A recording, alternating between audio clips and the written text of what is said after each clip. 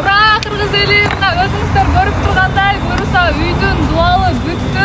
Сызма поезд да коюлду да бүгүн лестницасы коюлуп жатат.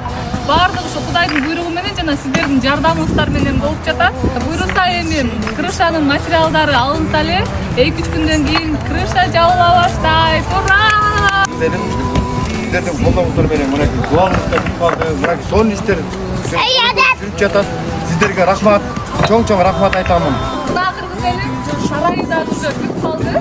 Дубалы крыша жабылып эми ушул ичкисин кышыларды анан айне эшигин салса эле толук бүтөт. Ушул сарай салсаңар ал берет эле, үй берет элем дегендер болуп жаткан. Өзүңүздөр көргөндөй сарай уже даяр. Биз менен байланышып дегендер балдарыңыздарды алып келсеңиздер болот. Сарайды дайындап койдук.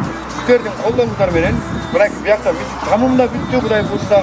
Мынакей биягында сарай да бүттү. Сиздерге чоң ыраазычылык билдирем. Терең ыраазычылык билдиребиз, кыргыз элим. Ар бир кошкон 1 сомуңуздан ушул жака жумшалып жатат. Чоң